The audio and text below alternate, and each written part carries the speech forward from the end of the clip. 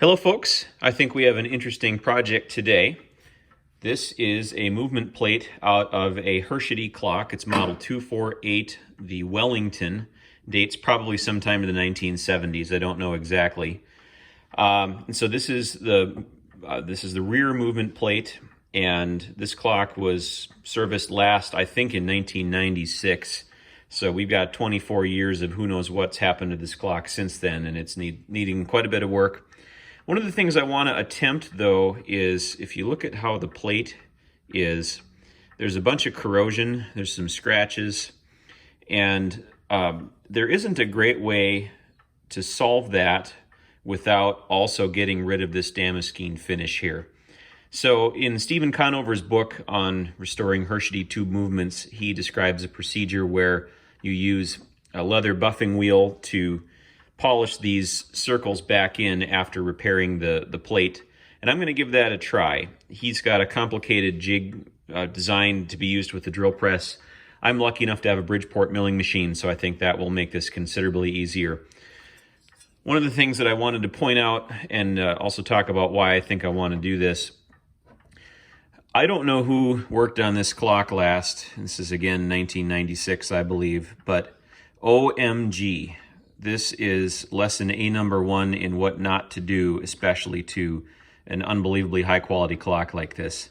These are grinder marks that the last person has put in. Presumably they put in some bushings and decided that rather than either A, having the right height bushing to start with, or B, using an appropriate tool to trim the bushing back down to the plate height, they just whip out their old grinder.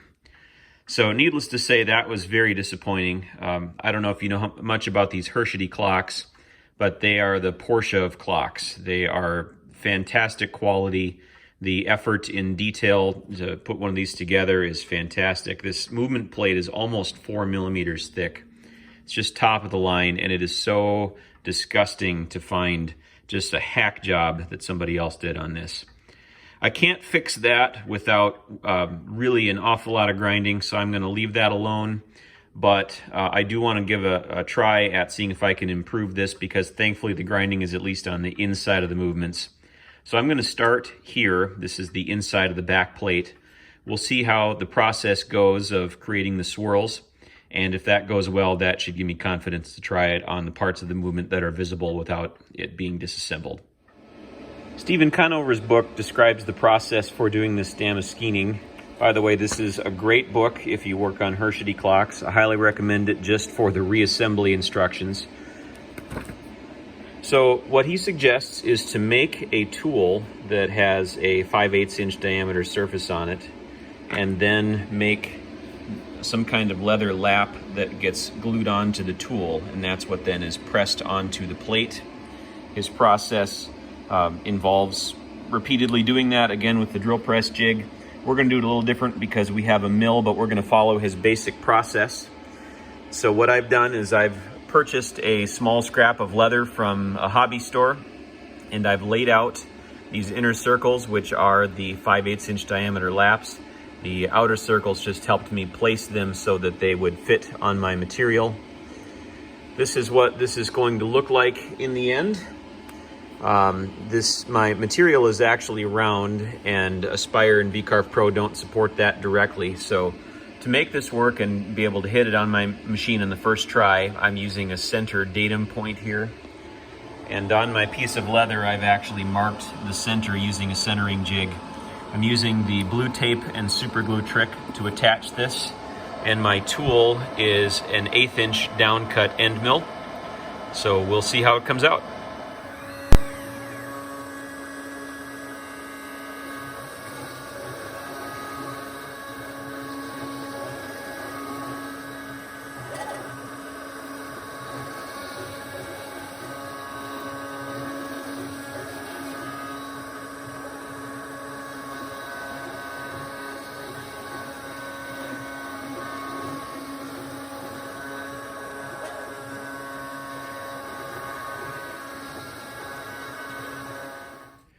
Here's how the tool came out. This is a piece of 5/8 steel bar that I bought at a big box store. Put it in my lathe, turned it down on this side to be a little bit less than 1/2 inch so it'll fit in my mill chuck. and this is the leather circle that was cut on the mill. I think this is the appropriate side to use, the unfinished side.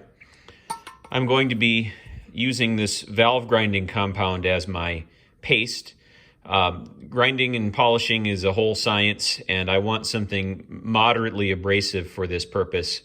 The directions on this claim that this starts out at 120 grit, but as you use it, the grits grind up so it becomes more like 220 grit. Stephen Conover says that he used 120 grit all the way through, so this is going to be a little bit of an experiment to see how this all works out. And as such, I'm using a scrap piece of brass so I can see if and how well this works before I attack the clock plate. I measured the spacing on the clock plate, and it's about 1/2 inch between passes, and that's sure an easy thing to do on my readout. The buff here is a little wider than that. It's 0.63 or so. So that will give a little bit of an overlap, and we'll just give her a try here. And I don't know anything about RPM, but we'll just experiment and see how it comes out.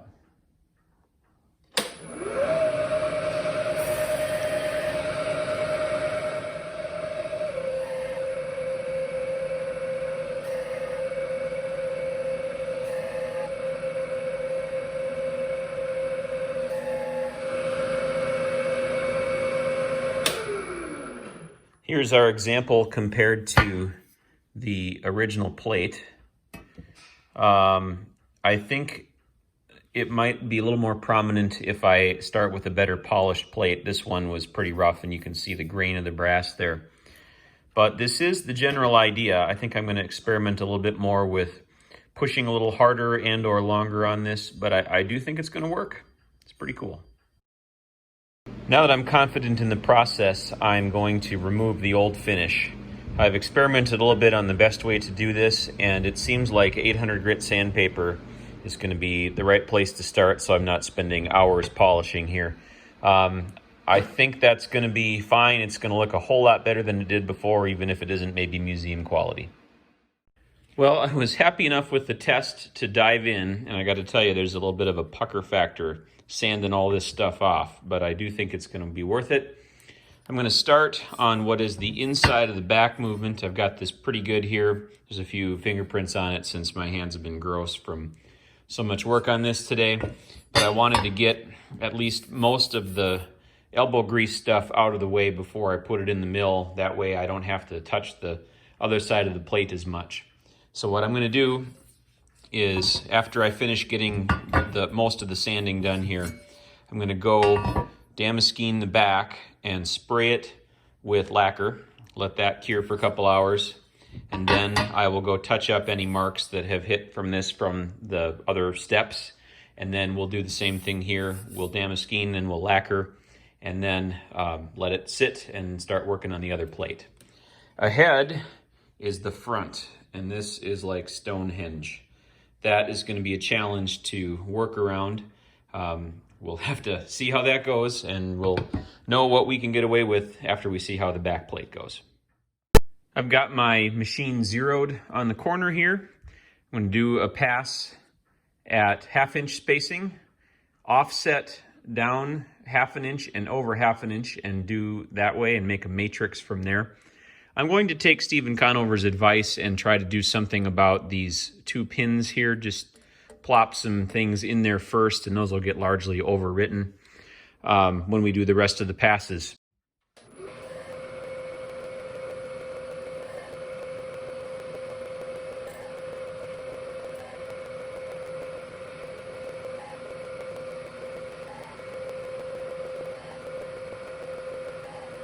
All right, there's our extra ones done. I'm going to periodically recharge this. What I noticed is there's a bunch of brass that sticks on the bottom of the leather here, so I'll periodically stop to add some material, but we're just going to make her happen here.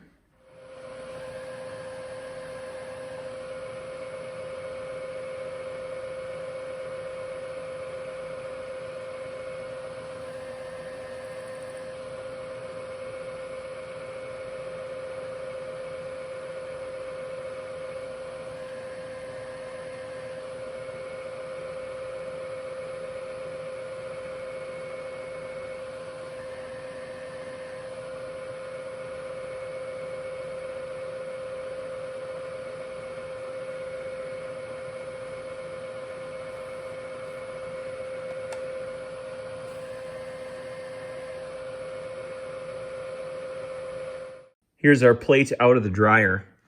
It's amazing how this pattern hides the flaws. I can still find the grinding marks in here, and that still makes me frustrated, but it's a whole lot better than it was. I am very careful now to not touch this with my fingers or it will get tarnished, and that will make all that work be marred. So I'm waiting for this to cool down. It just came out of my dryer. One little piece of trivia is this doesn't work. You can't use an infrared thermometer on something reflective like brass because it just bounces off and reads I don't know what, but not this. This thing, just to the touch, is probably 110 degrees, 120 degrees. So I'm going to let this sit for a couple more minutes, and then I'm going to give it a coat of brass lacquer, and we'll let this cure for a couple hours, and then we will damaskine the backside, and this one will be done. Here is the first plate, lacquered, ready to go. This first side, this is actually the inside of the back of the movement. Here is our polished back of the movement. I just gave this a little touch up because there were some watermarks from going through the ultrasonic cleaner. It just goes to show how easy it is to tarnish brass and how important lacquering is. So I think we're ready to do the back of the movement. I've got a piece of paper that I'm going to put in my vise just to make sure that we don't scratch any of our lacquer. We've got 2 pins to work around here. And so in this case, I think I'm going to have to put it in this way in the vise to avoid the back that is flat. And I'll accommodate that, but we're going to go to town and do the other side here, and we'll be back shortly. And now the fun one. This is the front of the front plate, and it's got 8,000 pins. I did my best sanding around in there trying to get between everything, and I was not completely successful. The good news is this is behind the dial, so the one that matters most is the back of the rear plate, which you can see by looking in the side windows of the clock. This one, unless you take the dial off, maybe you can see the corners here or something, but I do think the standard can be a little bit lower here. I'm going to go in with my tool as before and just take as much time as I need to get in between everything to the degree that I can before I start my regular pass. This is the plate after I went around all these pins. That was a pain in the butt, but I got everything, I think, fairly well except right here. I couldn't get my 5/8 inch diameter tool in there. So I made a smaller one here. This is, I don't know, close to 1/2 inch or so. And I just am sticking it in my drill, and so we're going to see if I can clean this up just a little bit by hand.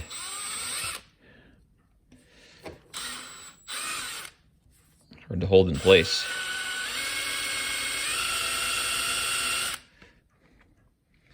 All right, that's at least got some of the color out.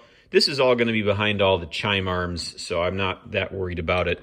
There's at some point where you just got to call it good enough. So with all of the remedial junk worked out, I'm going to take the regular pass and we'll clean this up, and hopefully the result will be up to par.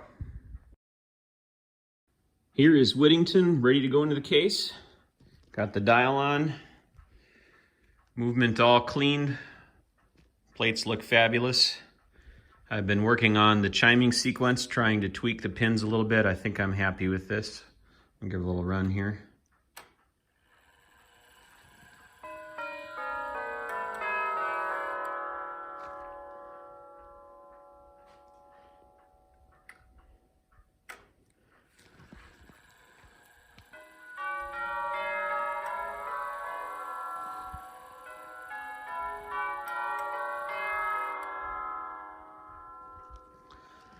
Looks pretty cool. One thing interesting, this clock, unlike my other Herschede, the strike and the lowest tube seem to have the same pitch. We're very close. This one's a tiny bit sharp. So it is the way that it is. It's fine. The one that I have, other than this one, the strike tube is about a whole step lower than the lowest chime tube. But I think we're ready to go back in the case. I'm very excited. I've worked hard on this clock.